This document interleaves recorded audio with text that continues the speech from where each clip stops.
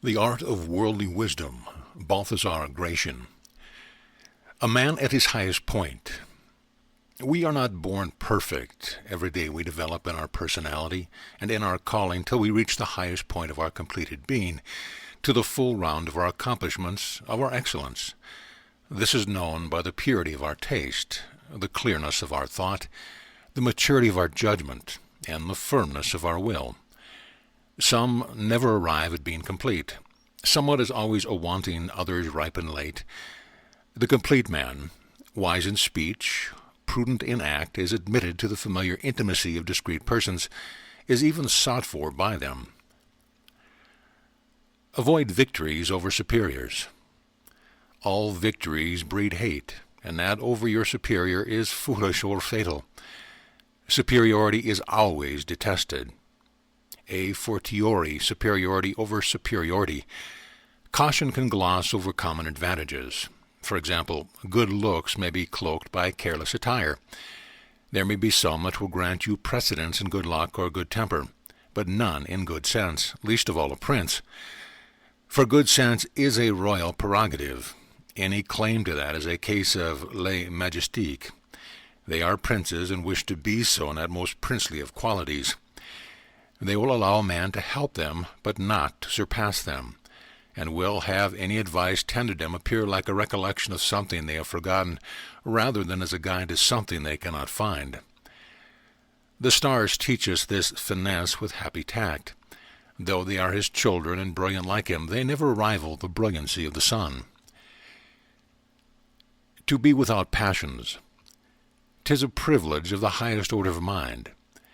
Their very eminence redeems them from being affected by transient and low impulses. There is no higher rule than that over oneself, over one's impulses. There is the triumph of free will. While passion rules the character, no aiming at high office, the less the higher. It is the only refined way of avoiding scandals, nay, 'tis the shortest way back to good repute. Avoid the faults of your nation. Water shares the good or bad qualities of the strata through which it flows, and man those of the climate in which he is born. Some owe more than others to their native land because there is more favorable sky in the zenith. There is not a nation, even among the most civilized, that has not yet some fault peculiar to itself, which other nations blame by way of boast or as a warning. 'Tis a triumph of cleverness to correct in oneself such national failings, or even to hide them. You get great credit for being unique among your fellows, and as it is less expected of you, it is esteemed the more. There are also family failings as well as faults of position, of office, or of age.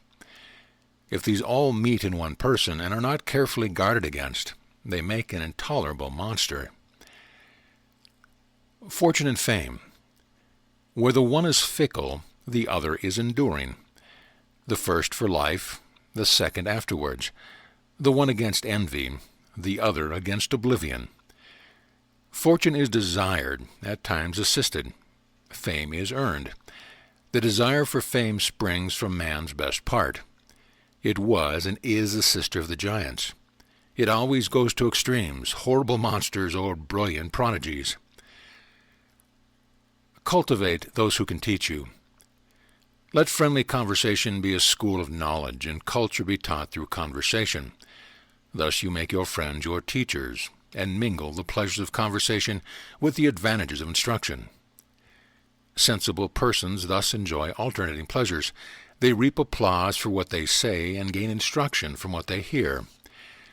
We are always attracted to others by our own interest, but in this case it is of the higher kind.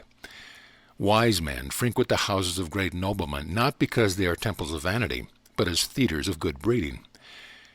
There be gentlemen who have the credit of worldly wisdom, because they are not only themselves oracles of all nobleness by their example and their behavior, but those who surround them form a well-bred academy of worldly wisdom of the best and noblest kind.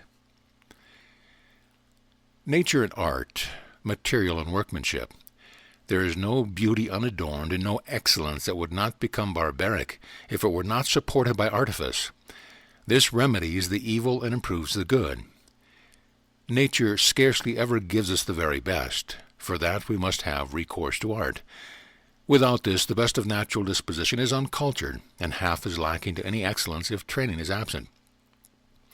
Everyone has something unpolished without artificial training, and every kind of excellence needs some kind of polish. Act sometimes on second thoughts, and sometimes on first impulse. Man's life is a warfare against the malice of men. Sagacity fights with strategic changes of intention. It never does what it threatens. It aims only at escaping notice.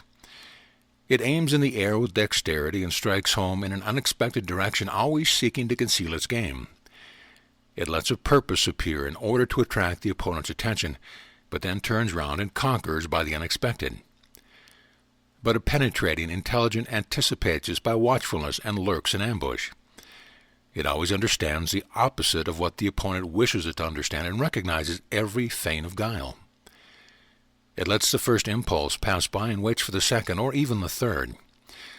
Sagacity now rises to higher flights of seeing its artifice foreseen, and tries to deceive by truth itself, changes its game in order to change its deceit, and cheats by not cheating, and founds deception on the greatest candor. But the opposing intelligence is on guard with increased watchfulness, and discovers the darkness concealed by the light and deciphers every move, the more subtle because more simple. In this way the guile of the python combats the far-darting rays of Apollo. The thing itself and the way it is done. Substance is not enough. Accident is always required, as the scholastics say. A bad manner spoils everything, even reason and justice. A good one supplies everything, gilds a no, sweetens truth, and adds a touch of beauty to old age itself. The how plays a large part in affairs. A good manner steals into the affection. Fine behavior is a joy in life, and a pleasant expression helps out a difficulty in a remarkable way. Keep ministering spirits. It is a privilege of the mighty to surround themselves with the champions of intellect. These extricate them from every fear of ignorance. These worry out for them the moot points of every difficulty. 'Tis a rare greatness to make use of the wise, and far exceeds the barbarous taste of Tigrans, who had a fancy for captive monarchs as his servants. It is a novel kind of supremacy, the best that life can offer, to have as servants by skill those who by nature are our masters. 'Tis a great thing to know, little to live, no real life without knowledge. There is remarkable cleverness in studying without study, in getting much by means of many, and through them all to become wise. Afterwards you speak in the council chamber on behalf of many, and as many sages speak through your mouth as were consulted beforehand. You thus obtain the fame of an oracle by others' toil. Such ministering spirits distill the best books and serve up the quintessence of wisdom. But he that cannot have sages in service should have for them his friends.